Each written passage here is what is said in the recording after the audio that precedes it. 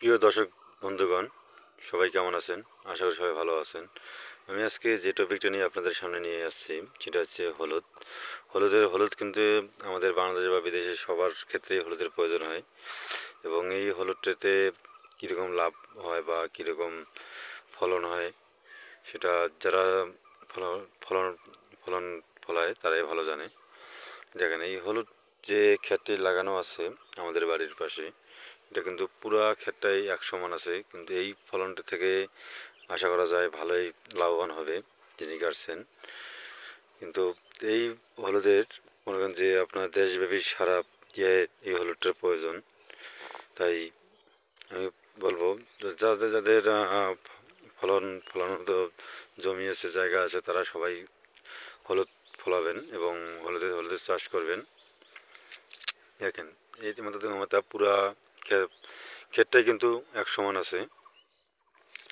এই হলুদটা থেকে আশা করা যায় যিনি ফলনদাতা, তিনি কিন্তু এই জমির মালিক, উনি কিন্তু মোটামুটি ভালো একটা পরিমাণের লাভবান হতে পারবেন এই হলুদ ফসল থেকে। এবং এর পাশে আরেকটা ক্ষেত আছে, দেখবেন ওই ক্ষেতে আর এই ক্ষেতের মধ্যে অনেক পার্থক্য। আমি আপনাদেরকে দেখাচ্ছি, আপনারা যদি শহরের ভিতরে সম্পূর্ণ ভিতরে দেখবেন। এবার দেখেন, এখানে এর পাশেই আরেকটা ক্ষেত আছে। দেখেন এই ক্ষেতের অবস্থা। এই হলুদ ক্ষেত থেকে কিন্তু এর মালিক তত বেশি একটা লাভবান হতে পারবে না, কারণ এই ক্ষেতের পরিস্থিতি কিন্তু ততটা ভালো না। কারণ দেখবেন এই ক্ষেতে যেরকমটা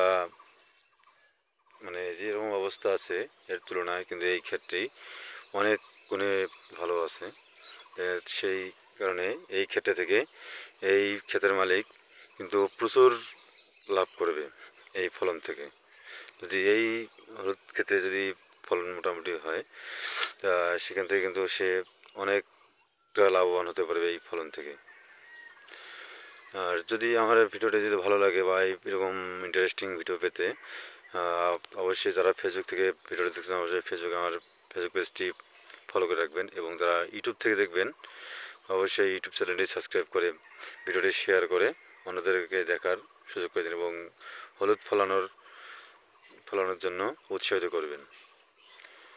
ধন্যবাদ সবাইকে।